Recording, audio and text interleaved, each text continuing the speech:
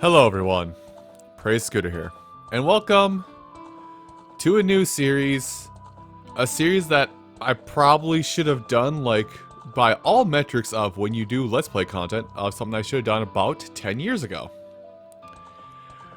But, as I'm going to poke fun at, everybody and their grandmother eventually plays The Legend of Zelda: Ocarina of Time. But I figured to change things up a little bit, instead of doing the classic N64 version, I would do the 3DS version, which doesn't change much between the two games, except for one thing, which I maybe be able to show you here. I don't know. I'm booting up this copy of the game for the first time, period. But I will also say that I have not played the original Legend of Zelda, or I have not played the original Legend of Zelda Ocarina of Time, since I beat it when I was like 12.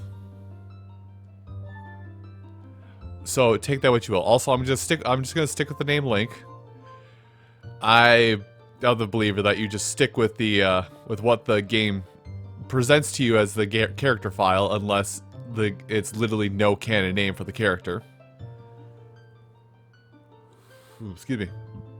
There it is. But if I can show off something here. Okay, I can't show it off right now, but something I would like to bring up is that this version of the game does have a couple additions to it that are not in the original cartridge of the game, which is why I bring it up. Okay, it's not going to show up here. I guess I'll get into the main thing I want to talk about after the story. So, in the vast forest of Hyrule, long have I served as a guardian tree spirit. I am known as the Deku Tree. The children of the forest, the Kokiri, live here with me. Each Kokiri has his or her own guardian fairy. However, there is one boy who does not have a fairy.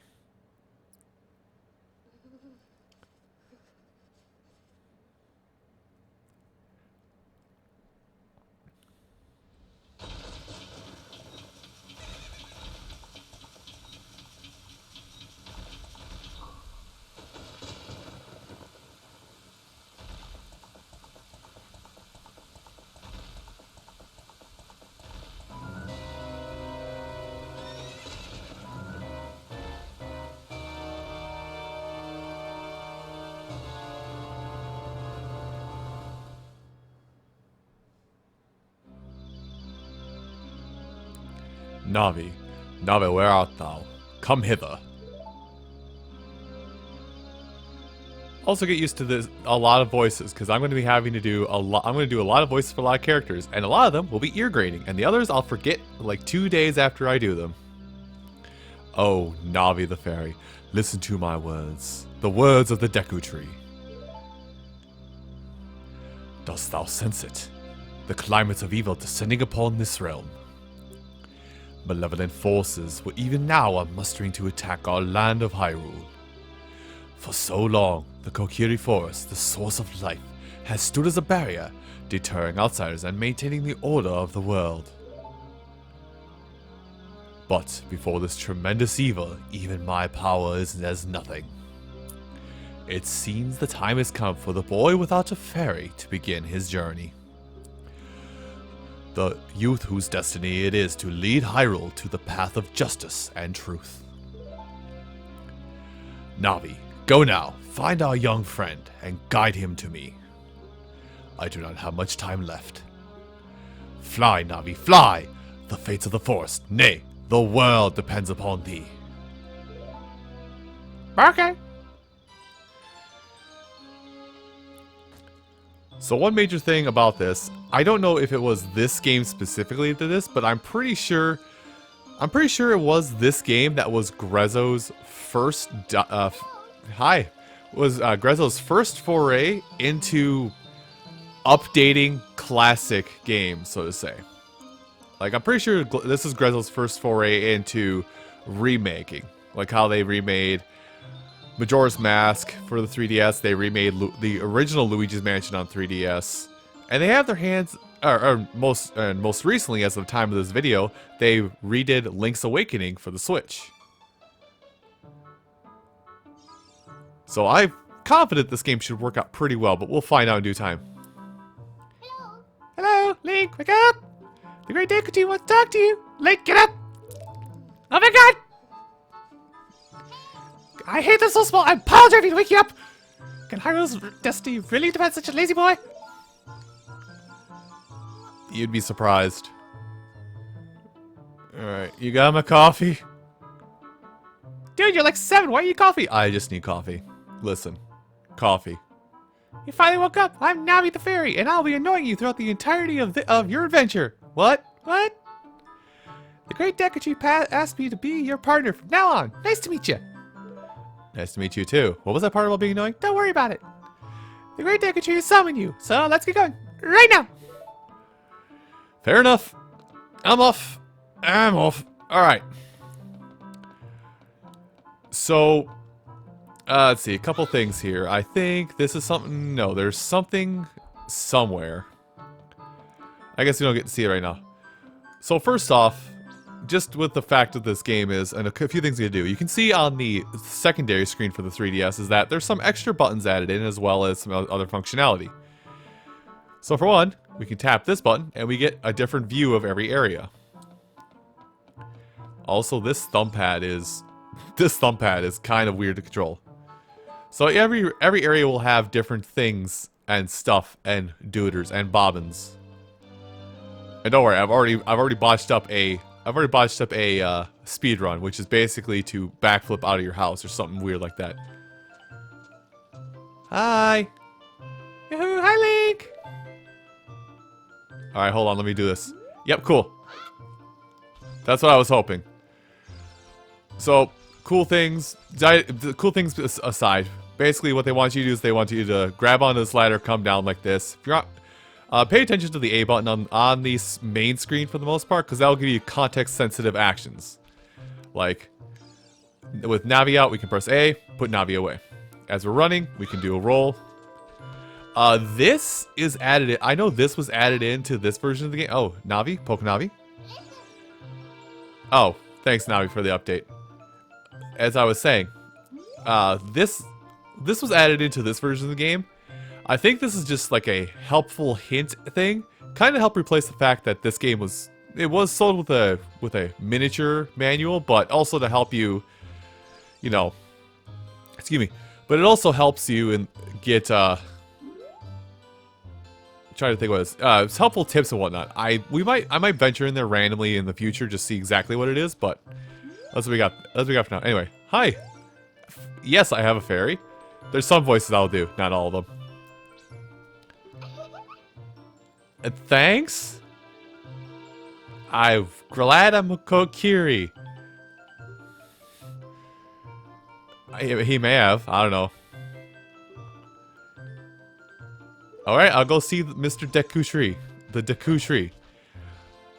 So, functionality that I remember, and I'm kind of transposing some of this from what I remember playing of the N64 version. A is basically your context-sensitive button. Talk to people, use items, yada yada, so on and so forth. Your B button, we'll be finding out later. X and Y are item buttons, but also they have touch screen buttons with the 1 and the 2 there. But they've also changed it so that lower left corner is locked to one specific item we'll get at some point. And then also if you want to see any of your things, like this is normally the pause menu.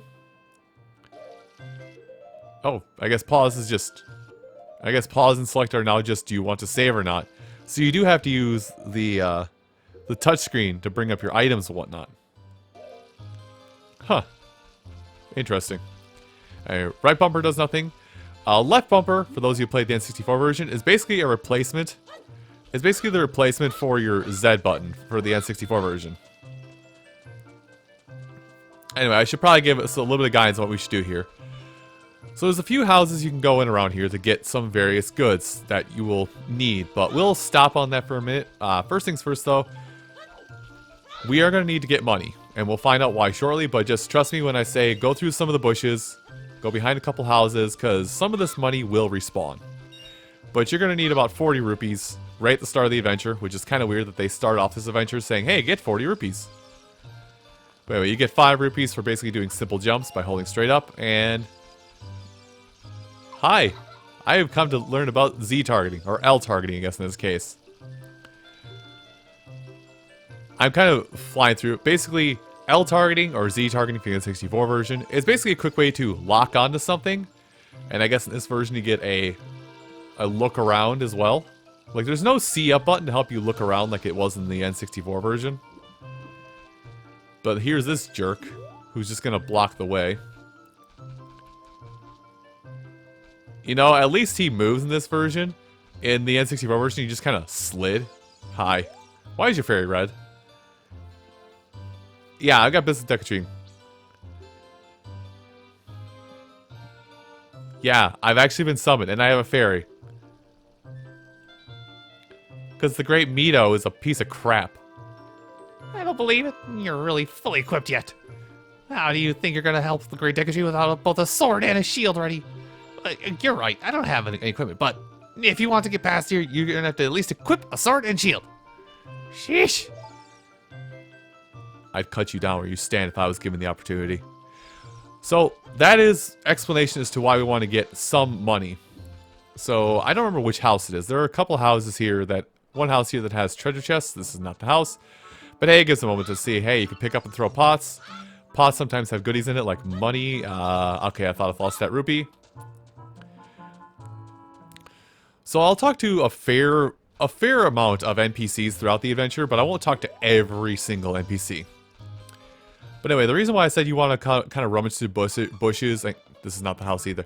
The reason why I said you want to rummage through some bushes and jump over the river there, as highlights there, which jumping just happens automatically if you run at if you basically run at something, you automatically jump. But every time you go inside a house, you kind of reset the spawn rates for items, or kind of reset what items will spawn. Anyway, I'm gonna pop in here really quick because there are a couple of rupees in these chests. And like I said, you're going to want 40 rupees by the time all said and done. I think the last one is just a heart. Even though I don't think you take damage at this point. I'm mad I can remember that. But I never think about that as a place I never think about those chests in my own when I'm personally playing this game simply because brain short not help. I never do think about those treasure chests when whenever I play this game personally, just because I'm a dumb kid and I would just run through the bushes getting 1 or 2 rupees at a time. Oh god. It's gonna take me a little bit to get used to the circle pad moving as opposed to the thumbstick movement. Alright, 1 more rupee. Actually, we can just get it by jumping across here. What am I doing? Anyway, shop's over here. And now what I'm doing here, you can kind of do in either order. I'm just getting the shield first. So you can buy anything in the shop that your heart desires. I think, as if you want to grind for it, but we need a shield. Yes, shield. Oh god, get ready to listen to that noise constantly. No, I'm broke. So normally it would be the pause menu to bring up the system, but now we have to poke the screen. So let's just put on the shield. We have a shield. Everything with the shield can be done with the right bumper. If you're L targeting, you bring up the shield. Yeah, if you're L targeting, you bring up the shield. You kind of move around, kind of like a be prepared to parry any attacks that come in kind of thing. Oh god, it's going to be really hard to use both those at once if I'm jumping around. I should say, just for the sake of giving you guys an idea of what my hands are doing for the sake of the video, I'm using a 2DS to play this. I'm using a 2DS to play this game. And the shoulder buttons aren't exactly as comfortable as other systems, especially with how I'm having to hold it. So I don't bump the wire while I'm playing for the feed to the computer. Oh, by the way, there's a extra $5 in the corner here. But anyway, I guess there are a few more rupees to do back here, but get back here. But the reason why we're in this hole is for this treasure chest, which introduces you to the concept of large treasure chests in the game, or important item treasure chests, which will have this melody playing, followed by a key item of sorts. So now we have the Kokiri sword. And there we go. I could have used the I guess I could use the D-pad to move through the menu, but I'm defaulting using the touchscreen because you have to hit the touchscreen to bring up that menu to start with. Anyway. So now we have a sword and shield equipped. But yes, we do have a shield. Well, importantly, we have a sword now. We have a means of defending ourselves. So sword, attacking with a sword is pretty basic. It's if you touch nothing and you hit the B button, you do horizontal slashes. If you push forward and B, or if you hold L targeting without pushing any direction, you do horizontal slash or vertical slashes. And if you're L targeting and pushing forward, you do stabs. From what I know of this game, you don't really need to worry about what kind of attacks you're doing. Now, much like with other future 3D Zelda games, I will tell you that because this kind of set the precedent, this game does have fall damage. So if you jump from too high of a height, you can take fall damage. If you want to see Great Deku Tree, you should at least equip a sword and a shield. What's that? You have a Deku shield? And what's that? Is that a Kokiri sword? Good grief! Well, even with that stuff, a wimp is still a wimp, huh? The Great Mito will never accept you as one of us. Shoot, how did you get to be the favorite Sari and the Great Deku Tree, huh? I will cut you where you stand. Well, now we passed the test of him. We get introduced to a little bit of combat. Okay, combat is using loosely, but hey, take a moment here to cut down some of these Deku scrubs. These tall Deku scrubs. I'm not sure if they have a specific name. Make sure you hit them with a horizontal slash just so you can get yourself access to Deku sticks. Now, if I can click on items, Deku sticks. I'm gonna throw on the item button, but Deku sticks are actually the highest damaging item we can use in this game. And I know for the N64 version of this game, there is a glitch you can do to basically, I think it's like Invisisword or Permasword or something weird conjunction of words like that. I don't know speedrunning for this game at all. But it basically allows you to have a Deku stick permanently drawn and constantly doing damage without you having to push the corresponding button to swing it. Anyway, let's go meet the Deku Tree now that I'm done with that. Great Deku Tree, I'm back! I'm back, Dad! Oh, Navi, thou hast returned. Link, welcome. Listen carefully to what I, the Deku Tree, am about to tell thee. Thy slumber these past moons must have been restless and full of nightmares. How did you? Don't worry about that. I'm gonna worry about that. As the servants of evil gain strength, a vile climate pervades the land and causes nightmares to those sensitive to it. Verily, thou hast felt it. Link, the time has come to test thy courage. I have been cursed. I need thee to break the curse with thy wisdom and courage. Dost thou have the courage enough to undertake this task? Maybe. Then enter, brave Link. And thou too, Navi. Bro, I'm not Navor. Navi, the fairy. Thou must aid Link. And Link, when Navi speaks, use the to listen well to her words of wisdom. So I'll get my words straight one day. So that Navi button he talks about is basically where the view button is on the 3DS screen. Basically how you can go into first person and look around like this, which I'm using the gyro controls, which, woo, gyro controls, look at it go. Okay, I'm good. But as weird as a little intro as it's been, I think this serves as a pretty good intro and a tutorial on the entirety of Ocarina of Time. We'll get into more fancy stuff later on. But everyone, I do want to thank you all so much for watching this episode of Ocarina of Time. And come back next time. We will proceed into the Great Deku Tree. I'll see you folks next time. Take care.